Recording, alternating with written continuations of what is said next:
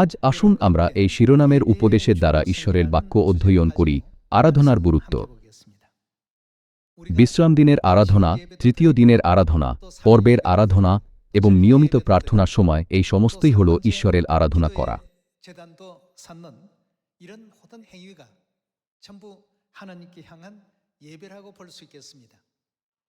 তাহলে আমাদের কেন আরাধনা পালন করা উচিত? অনেক লোকেরা চিন্তা করে যে আরাধনা মানে হল শুধু চার্চে যাওয়া, প্রশংসা দান দেওয়া, ঈশ্বরের বাক্য শোনা এবং প্রার্থনা করা।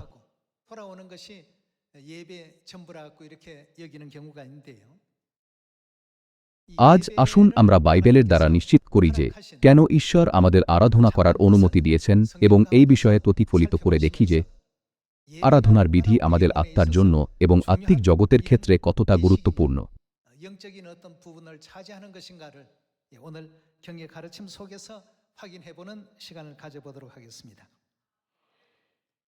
আসুন গীতসংহিতা 50 অধ্যায় খুলি।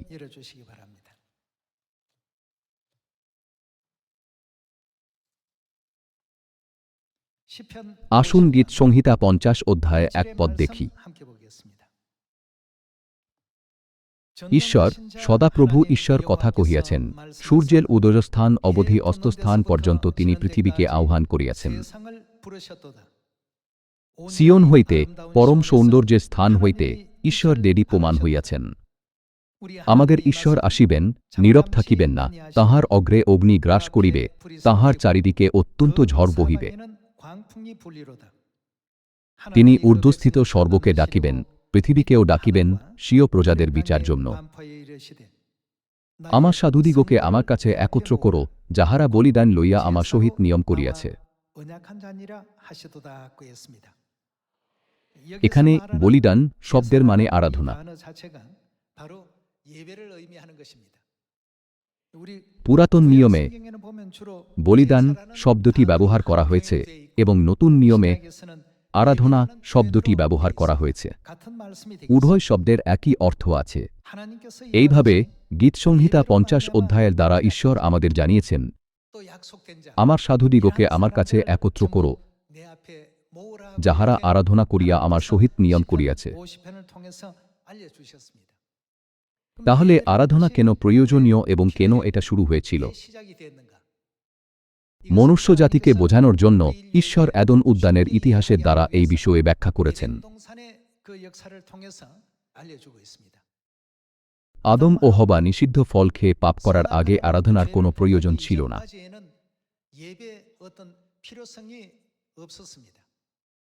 তাদের পাপ করার পর আদম ও হবার পুত্র হেবল ও কয়িনের দ্বারা ঈশ্বর এদনের মহিমা পুনঃস্থাপন করার পথ প্রকট করেছিলেন।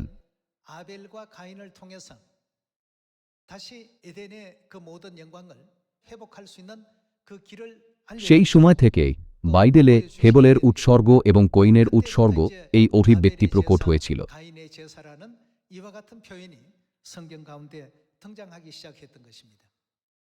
অন্য কথায়, তাদের জন্য এদন উদ্যানের মহিমা পুনঃস্থাপন করতে ঈশ্বর আরাধনার পদ্ধতি স্থাপন করেছিলেন।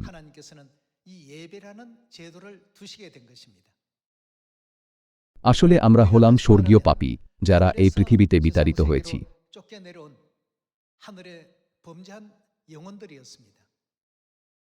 আমাদের পাপের ক্ষমা পাওয়ার জন্য এবং ঈশ্বরের সাথে দেখা করার জন্য আরাধনাকে অনুগ্রহের সময় হিসাবে স্থাপন করা হয়েছিল। সেই জন্যই আমাদের বিশ্বাসের জীবনে নির্ধারিত তারিখ ও সময়ে আরাধনায় যোগদান করা হল খুবই গুরুত্বপূর্ণ।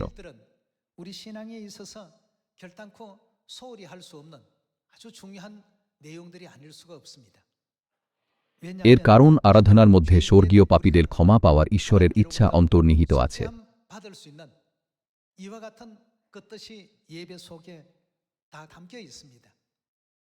তাছাড়াও আরাধনার মধ্যে প্রায়শ্চিত্তের অনুগ্রহের জন্য ধন্যবাদ দেওয়ার অর্থ আছে। এই কারণে প্রথম মণ্ডলীর নবীরা এবং প্রেরিতরা বিশ্বাসীদের এই বিষয়ে সতর্ক করেছিলেন যে আমাদের কখনো আরাধনা অবহেলা করা উচিত নয়। আসুন ইব্রিয় 10 অধ্যায় দেখি। ইব্রিয় 10 অধ্যায় 22 পদ। 히브리서 10장 এই জন্য আইসো আমরা সত্য হৃদয় সহকারে বিশ্বাসের কৃত নিশ্চয়তায় ঈশ্বরের নিকটে উপস্থিত হই। আমরা তো হৃদয় প্রক্ষণপূর্বক মন্দ হইতে মুক্ত এবং সূচি জলে স্নাত দেহ বিশিষ্ট হইয়াছি। আইসো আমাদের প্রত্যাশার অঙ্গীকার অটল করিয়া ধরি, কেননা যিনি প্রতিজ্ঞা করিয়াছেন তিনি বিশ্বস্ত। এবং আইসো আমরা পরস্পর মনোযোগ করি, যেন প্রেম ও সৎক্রিয়া সম্বন্ধে পরস্পরকে উদ্দীপিত করিয়া তুলিতে পারি। এবং আপনারা সমাজে সভাস্থ হওয়া পরিত্যাগ না করি, যেমন কাহারও কাহারও অভ্যাস, বরং পরস্পরকে চেতনা দিই। আর তোমরা সেই দিন যত অধিক সন্নিকট হইতে দেখিতেছ, ততই যেন অধিক এ বিষয়ে তৎপর হই। সহজভাবে বললে আমাদের আরাধনার জন্য একসাথে একত্র হওয়া ত্যাগ করা উচিত নয়, যেমন কিছু জনের অভ্যাস আছে। তাদের অভ্যাস অনুসরণ করার পরিবর্তে ঈশ্বরের মহিমাময় দিনকে এগিয়ে আসতে দেখার সাথে সাথে আমাদের একে অপরকে উৎসাহিত করা এবং একসাথে একত্র হওয়া উচিত। এটাই হল সেই শিক্ষা যা ইব্রিয় 10 অধ্যায় 25 পদ আমাদের শেখায়। অতএব আরাধনার একটা খুবই গুরুত্বপূর্ণ অর্থ আছে। আসুন 26 পদ থেকে পড়তে থাকি। কারণ সত্যের তত্ত্বজ্ঞান পাইলে পর যদি আমরা স্বেচ্ছাপূর্বক পাপ করি, তবে পাপার্থক আর কোনো যজ্ঞ অবশিষ্ট থাকে না। অর্থাৎ পাপের ক্ষমার জন্য কোনো আরাধনা বাকি নেই। কেবল থাকে বিচারের ভয়ঙ্কর প্রতীক্ষা এবং বিপক্ষ দিককে গ্রাস করিতে উদ্যত অগ্নির চণ্ডতা।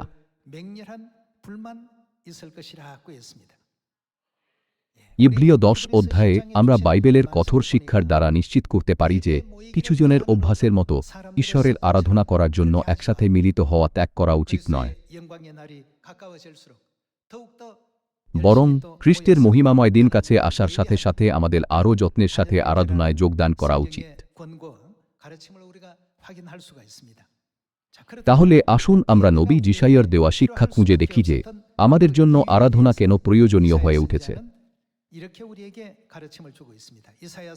আসুন যিশাইয় 59 অধ্যায়ে যাই। যিশাইয় 59 অধ্যায়ে 1 পদ।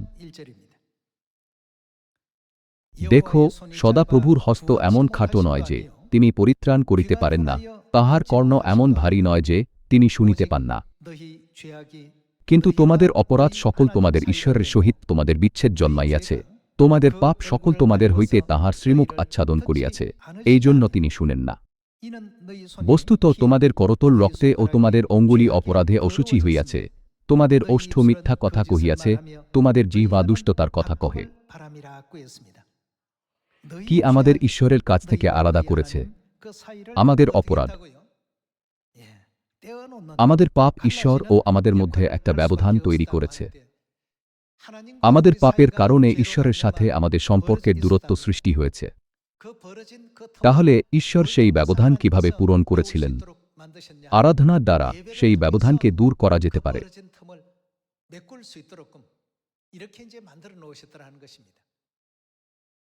অতএব বাইবেল আমাদের শিক্ষা দেয় যে আরাধনা সময়ের দ্বারা ঈশ্বর আমাদের সাথে থাকেন, আমাদের সাথে দেখা করেন এবং অতীতে করা আমাদের পাপ ক্ষমা করেন।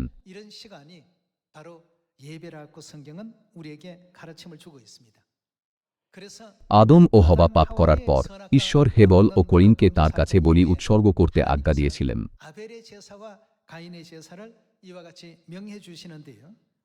আসুন আদিপুস্তক 4 অধ্যায়ে যাই।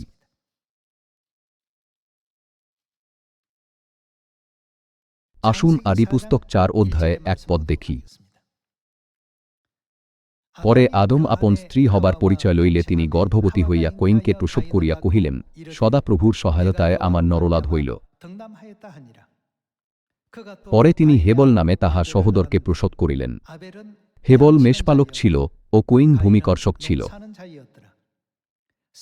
পরে কালানুক্রমে কয়িন উপহার রূপে সদাপ্রভুর উদ্দেশ্যে ভূমির ফল উৎসর্গ করিল, আর হেবলও আপন পালের প্রথমজাতক একটি পশু ও তাহাদের মেদ উৎসর্গ করিল। তখন সদাপ্রভু হেবলকে ও তাহার উপহার গ্রাহ্য করিলেন, কিন্তু কয়িনকে ও তাহার উপহার গ্রাহ্য করিলেন না। এই নিমিত্ত কয়িন অতিশয় ক্রুদ্ধ হইল, তাহার মুখ বিষণ্ণ হইল। আদিপুস্তক 4 অধ্যায়ে হেবলের উৎসর্গ এবং কয়িনের উৎসর্গ বিষয়ে প্রথমবার উল্লেখ করা হয়েছিল। আসুন দেখি ইব্রিয় 11 অধ্যায়ে ইব্রিয়র লেখক কিভাবে এই দৃশ্যটি বর্ণনা করেছেন। আসুন আমরা ইব্রিয় 11 অধ্যায়ে যাই।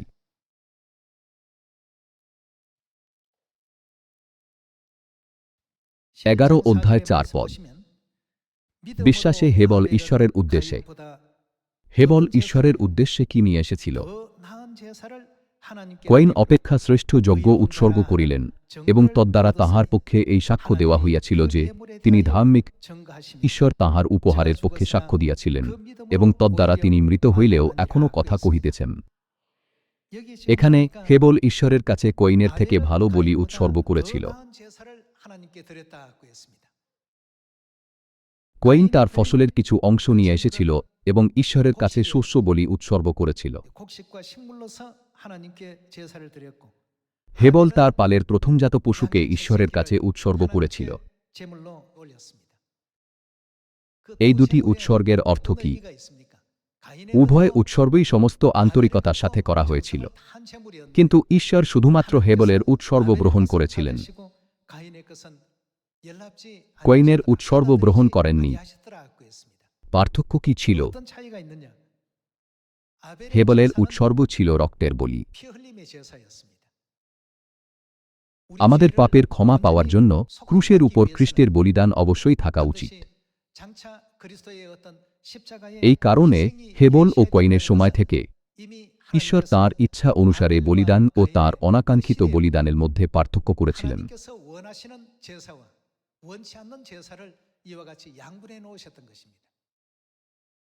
আন্তরিকতার ক্ষেত্রে কয়িন আরও বেশি প্রচেষ্টা করেছিল। সে সঠিক সময়ে বীজ বপন করেছিল, সেগুলির যত্ন নিয়েছিল এবং সেগুলিতে জল দিয়েছিল। ঈশ্বর কয়িনের উৎসর্গকে পছন্দ করেননি, যদিও এটা তার সমস্ত হৃদয় দিয়ে উৎসর্গ করা হয়েছিল, কিন্তু তিনি রক্ত ঝরানো হেবলের উৎসর্গকে গ্রহণ করেছিলেন।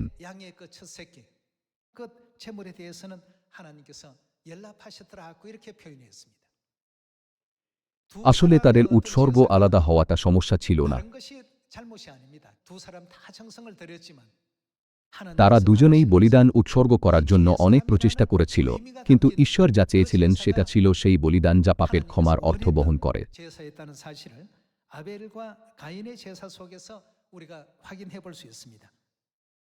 এটা দেখায় যে কিভাবে খ্রিস্ট তাঁর রক্ত ঝরানোর দ্বারা ঈশ্বর ও আমাদের মধ্যে দূরত্ব দূর করবেন। আসুন ইফিসীয় 2 অধ্যায় থেকে এটা নিশ্চিত করি। আসুন ইফিসীয় 2 অধ্যায় 13 পদ দেখি।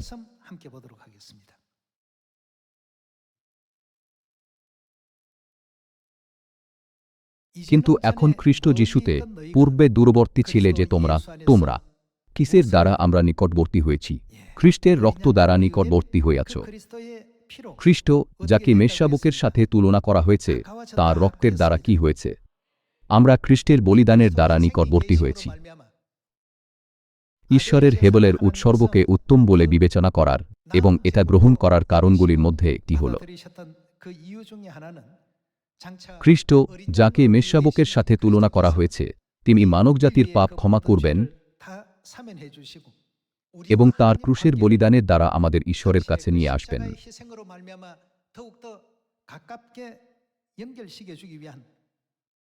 অতএব যেমন ইফিসীয় 2 অধ্যায় 13 পদে লেখা আছে কি হয়েছিল? কিন্তু এখন খ্রিস্ট যিশুতে পূর্বে দূরবর্তী ছিলে যে তোমরা খ্রিস্টের রক্ত দ্বারা নিকটবর্তী হইয়াছ। সহজভাবে বললে, খ্রিস্টের রক্ত আমাদের ঈশ্বরের কাছে নিয়ে এসেছে। আসুন 13 পদ থেকে পড়তে থাকি। কিন্তু এখন খ্রিস্ট যিশুতে পূর্বে দূরবর্তী ছিলে যে তোমরা খ্রিস্টের রক্ত দ্বারা নিকটবর্তী হইয়াছ।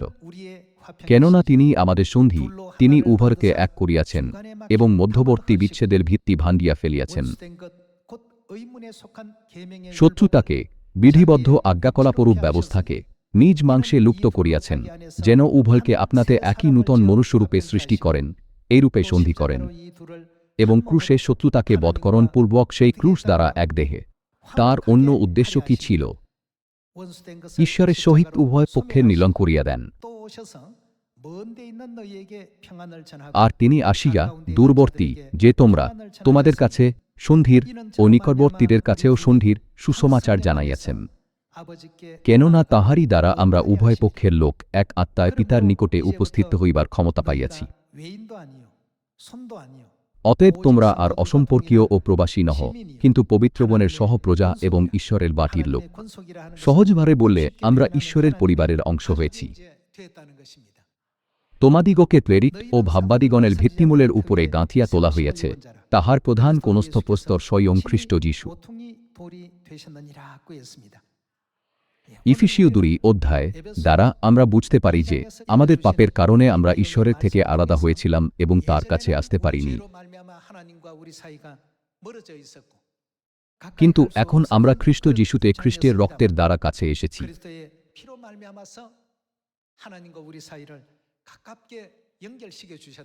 ফলস্বরূপ বাইবেল বলে যে আমরা আর বিদেশী বা প্রবাসী নই, বরং ঈশ্বরের নিজের লোক।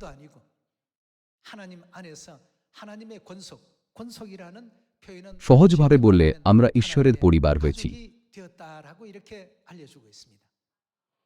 ঈশ্বর আমাদের ঈশ্বরকে পিতা ও মাতা বলে ডাকার এবং সিওনের সদস্যদের যারা সত্যে আছে তাদের ভাই ও বোন বলার অনুমতি দিয়েছেন।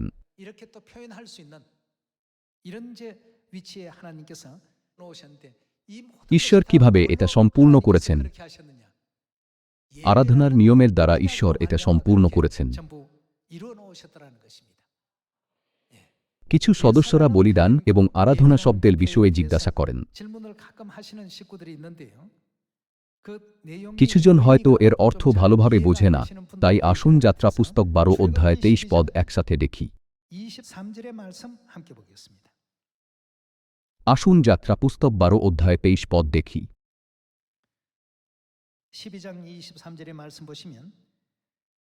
কেননা সদাপ্রভু মিস্ত্রিদিগকে আঘাত করিবার জন্য তোমাদের নিকট দিয়া গমন করিবেন, তাহাতে দ্বারের কপালিতে ও 2 বাজুতে সেই রক্ত দেখিলে সদাপ্রভু সেই দ্বার ছাড়িয়া অগ্রে যাইবেন, তোমাদের গৃহে সংহারকর্তাকে প্রবেশ করিয়া আঘাত করিতে দিবেন না। আর তোমরা আমাদের কি হিসাবে এগুলি পালন করা উচিত?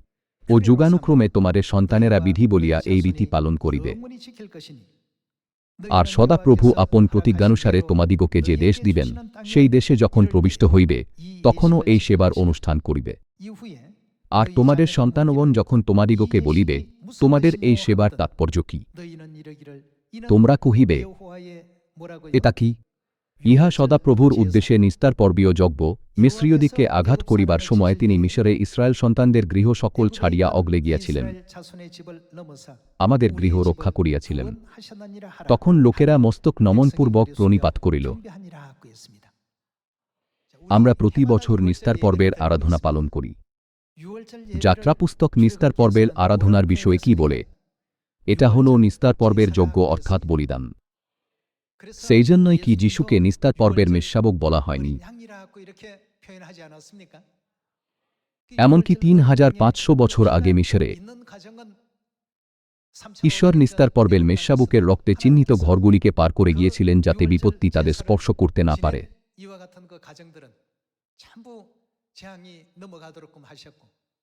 অন্যদিকে সমগ্র মিশর দেশ একটা মহামারীর দ্বারা আক্রান্ত হয়েছিল,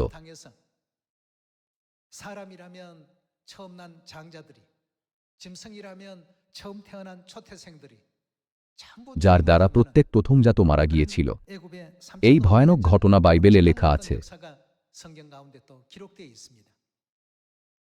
আরাধনার বিষয়ে ঈশ্বর বলেছেন, সমস্ত লোককে একত্র করো যারা বলিদানের দ্বারা আমার সাথে নিয়ম স্থাপন করেছে। যাত্রাপুস্তক 12 অধ্যায়ে ঈশ্বর নিস্তার পর্বকে আরাধনা ও বলিদান বলে উল্লেখ করেছেন।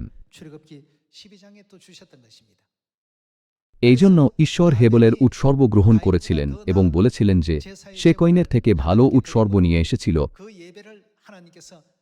কারণ হেবেলের উৎসর্গ ছিল মেষশাবকের রক্ত সহযোগে বলিদান এবং কইনের উৎসর্গ ছিল রক্ত ঝরানো ছাড়া একটি বলিদান।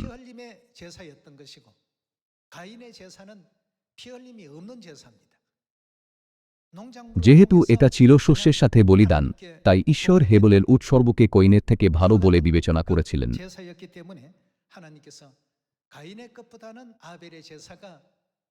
ঈশ্বর হেবেলের উৎসর্গ গ্রহণ করেছিলেন এবং কয়িনের উৎসর্গকে অস্বীকার করেছিলেন কারণ রক্তের বলিদানের মধ্যে মানবজাতির পাপ ক্ষমা করার তার মহান ইচ্ছা অন্তর্নিহিত ছিল। 아벨의 제사를 받아들이시고 가인의 제사를 하나님께서 거절하셨던 것입니다. কয়িনের বিরুদ্ধে ঈশ্বরের কোনো বিদ্বেষ ছিল না। 원한이 있어서 그랬던 것은 결코 아니죠. 그러나 একটি ছিল রক্ত সহযোগে বলিদান এবং অন্যটি ছিল রক্ত ছাড়া বলিদান। 피 흘림의 제사, 한 사람은 피 흘림이 없는 제사. রক্ত সহযোগে বলিদান করার দ্বারা ঈশ্বর আগেই দেখিয়েছিলেন যে তিনি মানবজাতির পাপের জন্য কি করবেন। 어떻게 하신다는 뜻을 미리 보여주셨던 것이죠. সেই জন্যই ইব্রিয়তে লেখা আছে যে হেবল কয়িনের থেকে ঈশ্বরের জন্য ভালো উৎসর্গ নিয়ে এসেছিল। 하나님께 드렸더라. 히브리서에는 그렇게 기록이 되어 있었던 것입니다. অবশেষে যখন যীশু খ্রিস্ট নিস্তার পর্বের মেষশাবক রূপে এই পৃথিবীতে এসেছিলেন এবং বলি হয়েছিলেন, 희생되어 주심으로 তখন ঈশ্বর ও আমাদের মধ্যে সম্পর্কের কি হয়েছিল? 어떻게 한다는 것입니까? ক্রুশের উপর তাঁর রক্ত ঝরানোর দ্বারা তিনি কি সম্পর্ক পুনঃস্থাপন করেননি? 어떻게 해놓으셨습니까? ঈশ্বর আমাদের নিকটবর্তী করেছেন। 가깝게 해놓으시고 과거에는 ফলস্বরূপ বাইবেল আমাদের শিক্ষা দেয় যে আমরা 개인이었던 우리가 যারা 어তীতে বিদেশী ও প্রবাসী ছিলাম এখন ঈশ্বরের পরিবারের একটি অংশ হয়েছি। 만드셨더라고 이렇게 성경은 우리에게 또 알려주고 있는 것입니다. 이래서 সেই জন্যই আরাধনা আমাদের জন্য এত গুরুত্বপূর্ণ। 중요합니다. 그래서 সেই জন্যই ঈশ্বর বলেছেন আমাদের কখনো আরাধনার জন্য একত্র হওয়া ত্যাগ করা উচিত নয়। 절대 하지 말라. ঈশ্বর কি আমাদের মনে করিয়ে দিচ্ছেন না যে আমাদের সব সময় তার আরাধনা করা উচিত যাতে আমরা উদ্ধার পেতে, পাপের ক্ষমা পেতে এবং আমাদের স্বর্গীয় ঘরে ফিরে যেতে পারি? 하나님께서 우리에게 일깨워 주고 계신 것 아니겠습니까? 예. 우리 আসুন আমরা বাইবেলের দ্বারা অনবরত নিশ্চিত করি যে খ্রিস্ট নিস্তার পর্বের বলিদান হয়েছেন। 한번 확인해 보도록 하겠습니다. আসুন প্রথম করিন্থীয় 5 অধ্যায় 7 পদ দেখি।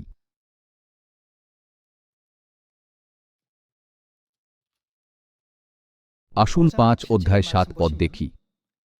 পুরাতন তারি বাহির করিয়া দেও, যেন তোমরা নূতন তাল হইতে পারো, তোমরা তো তারি শূন্য। কারণ আমাদের নিস্তার পর্বীয় মেষশাবক তিনি কে? বলিকৃত হইয়াছেন, তিনি খ্রিস্ট। 8 পদ বলে, অতএব আইসো, আমরা পর্বটি পালন করি। এখানে পর্ব বলতে নিস্তার পর্বকে বোঝায়। ফলস্বরূপ নিস্তার পর্বের মেষশাবক খ্রিস্টের বলিদান নিস্তার পর্বের আরাধনাকে আরও বেশি তাৎপর্যপূর্ণ করেছে। 결국 이 유월절이라는 이 예배를 유월절이라는 이 절기를 굉장히 중요하게 지금 만들어 놓고 있습니다. যদি এই বলিদান করা না হতো আমরা কি ঈশ্বরের নিকটবর্তী হতে পারতাম? 가까워질 수 있습니까? স্বর্গে আমাদের পাপের কারণে আমরা চিরকাল আলাদা হওয়ার জন্য নিযুক্ত ছিলাম, 멀어질 수밖에 없었던 কিন্তু ক্রুশের উপর খ্রিস্টের বলিদানের দ্বারা আমরা ঈশ্বরের কাছে এসেছি। 희생으로 말미암아서 멀어졌던 하나님과 우리 관계를 더욱더 가깝게 해주시고 অতীতে আমরা বিদেশী ও প্রবাসী ছিলাম, 과거에는 외인이었고 과거에는 কিন্তু এখন আমরা ঈশ্বরের মধ্যে কি হয়েছি? 우리들이었지만 이제 하나님 안에서 뭐가 됐다고요? আমরা ঈশ্বরের পরিবারের সদস্য হয়েছি। 가족이 되었다는 의미가 되겠습니다.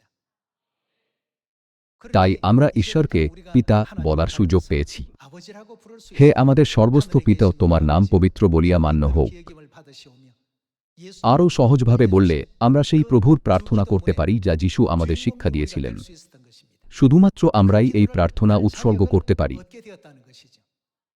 그러나 কিন্তু 과거에는 অতীতের বিষয়ে কি? 죄 가운데 যখন আমরা 갇혀 있을 আমাদের 때에는 পাপের মধ্যে চাপা পড়েছিলাম আমরা বিদেশী এবং প্রবাসী ছিলাম, 이방인이요. কিন্তু খ্রিস্টের রক্তের দ্বারা আমরা ঈশ্বরের আরও ঘনিষ্ঠ হয়েছি। 더욱더 가까워지게 된 이제는 외인도 아니고 손님도 아닌 আমরা আর বিদেশী বা প্রবাসী নই, বরং ঈশ্বরের পরিবারের সদস্য। 그 가르침의 말씀을 통해서 এর দ্বারা আমরা কি আরাধনার গুরুত্ব নিশ্চিত করতে পারি না যা খ্রিস্টের বলিদানকে স্মরণ করায়? 이것이 우리에게 있어서 얼마나 중요한 것인가를 다시 한번 확인할 수 있는 대목 아니겠습니까? আরাধনার দ্বারা ঈশ্বর এবং আমাদের মধ্যে পিতামাতা ও সন্তান হিসাবে সম্পর্ক গঠিত হয়। 아버지 어머니로서의 관계가 형성되게 만들어 주신 것이 바로 이 예배입니다. অতএব এই কথার অর্থ কি যে আপনারা সমাজে সভাস্থ হওয়া পরিত্যাগ না করি, যেমন কাহারও কাহারও অভ্যাস। 그 말씀의 뜻은 더욱더 예배 어떻게 하라는 얘기입니까? এর মানে কি এই নয় যে আমাদের আরাধনাকে গুরুত্বপূর্ণ বলে বিবেচনা করা এবং সঠিকভাবে ঈশ্বরের আরাধনা পালন করা উচিত। তার সাথে ঈশ্বর তাদের কি করবেন যারা আরাধনার দ্বারা তাঁর সাথে একটা নিয়ম স্থাপন করেছে? তিনি তাদের একত্র করবেন। আসুন যাত্রা পুস্তক 25 অধ্যায়ে আরও একটা পদ দেখি। যাত্রা পুস্তক 25 অধ্যায় 20 পদ। আর সেই দুই করুব ঊর্ধ্বে পক্ষ বিস্তার করিয়া ওই পক্ষ দ্বারা পাপাবরণকে আচ্ছাদন করিবে এবং তাহাদের মুখ পরস্পরের দিকে থাকিবে, করুবদের দৃষ্টি পাপাবরণের দিকে থাকিবে। তুমি এই পাপাবরণ সেই সিন্দুকের উপরে রাখিবে এবং আমি তোমাকে যে সাক্ষ্যপত্র দিব তাহা ওই সিন্দুকের মধ্যে রাখিবে। আর আমি সেই স্থানে তোমার সহিত সাক্ষাৎ করিব এবং পাপাবরণের উপরিভাগ হইতে সাক্ষ্য সিন্দুকের উপরিস্থ দুই করুবের মধ্য হইতে তোমার সঙ্গে আলাপ করিয়া। এটা কোন জায়গাকে সম্বোধিত করে? এই দৃশ্য কি পবিত্র স্থান এবং অতি পবিত্র স্থানের বিষয়ে ব্যাখ্যা করে না? পবিত্র স্থানের সামনের দিকে পবিত্র স্থান এবং পিছনে অতি পবিত্র স্থান আছে। করুবরা কোথায় আছে? করুবরা অতি পবিত্র স্থানে নিয়ম সিন্দুকের উপরে আছে। সেখানে ঈশ্বর কি করেন? তিনি আমাদের সাথে দেখা করেন। সেই দিন কোন দিন যখন ঈশ্বর আমাদের তাঁর সাথে দেখা করার অনুমতি দিয়েছেন? এটা হল প্রায়শ্চিত্ত দিন। বছরে একবার প্রায়শ্চিত্ত দিনে যাজক অতি পবিত্র স্থানে প্রবেশ করেন এবং ঈশ্বর বলেন, সেখানে আমি তোমার সাথে দেখা করব। অতএব বলিদান ছাড়া অর্থাৎ আরাধনা ছাড়া ঈশ্বর ও মানবজাতির মধ্যে কি কোনো যোগাযোগ আছে? একেবারেই না। আরাধনার দ্বারা ঈশ্বর আমাদের ডাকেন, যারা পাপের দ্বারা দূরে সরে গিয়েছিলাম, এবং আমাদের তাঁর নিকটবর্তী করেন। খ্রিস্টের বলিদানের দ্বারা বা রক্তের দ্বারা ঈশ্বর আমাদের তাঁর পরিবারের সদস্য বানিয়েছেন। অতএব আমাদের কখনোই আরাধনাকে অবহেলা করা উচিত নয়, সেটা বিশ্রাম দিনের আরাধনা হোক, তৃতীয় দিনের আরাধনা হোক বা পর্বের আরাধনা হোক। প্রতিটি আরাধনার দ্বারা ঈশ্বর আমাদের সমস্ত অনুরোধ মনোযোগ দিয়ে শোনেন এবং আমাদের সমস্ত ইচ্ছা পূর্ণ করেন। এই সমস্ত কাজ আরাধনার দ্বারা সম্পূর্ণ হয়। যদিও আমরা নিয়মিত আরাধনা করি, আমাদের এর কারণ বা ঈশ্বরের ইচ্ছা না জেনে অন্ধভাবে আরাধনা করা উচিত নয়। আমাদের উপলব্ধির সাথে আরাধনা করা উচিত। উপলব্ধির সাথে আরাধনা করার জন্য আমাদের এই বিষয়ে জানা উচিত যে আরাধনার দিন যখন ঈশ্বর আমাদের সাথে দেখা করার প্রতিজ্ঞা করেছেন, সেটা শনিবার নাকি রবিবার, এবং তার নিরূপিত পর্ব ক্রিসমাস নাকি নিস্তার পর্ব। এইভাবে আমাদের কি হেবলের বলির মতো সত্য আরাধনা উৎসর্গ করা উচিত নয়? আজ অগণিত লোকেরা রবিবারের আরাধনা পালন করে, কিন্তু এই বলি কি হেবলের বলির মতো একই যা ঈশ্বরকে খুশি করে? বিশ্রাম দিনের আরাধনা কি হেবলের বলির সাথে সম্পর্কযুক্ত নয়? আমাদের কি এটা সঠিকভাবে বোঝা এবং ঈশ্বরের নিয়ম অনুসারে আরাধনা উৎসর্গ করা উচিত নয়? আজ আমরা বিশ্রাম দিনের আরাধনা পালন করছি, যা হল ঈশ্বরের সাথে স্থাপিত একটা নিয়ম। আমরা নিস্তার পর্ব পালন করি।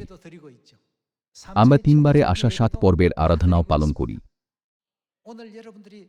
এমনকি যে মাথার আবরক আপনারা পরে আছেন, সেটাও আরাধনার সঠিক পদ্ধতি যা ঈশ্বর বাইবেলের বিধি হিসাবে নিযুক্ত করেছেন। যেহেতু বাইবেল বলে যে এরকম না করা হলো ঈশ্বরকে অসম্মান করার কাজ, তাই আরাধনার সময় স্ত্রীদের মাথার আবরক পরা উচিত।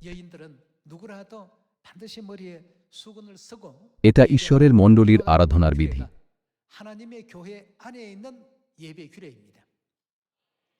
এটা কি সেই আরাধনার বিধি নয় যা প্রেরিতদের যুগ থেকে পালন করা হতো?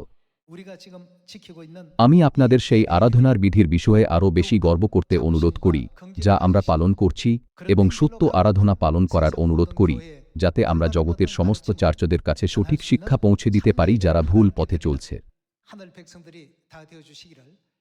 আমি আজকের উপদেশ সমাপ্ত করি। আপনাদের অনেক ধন্যবাদ।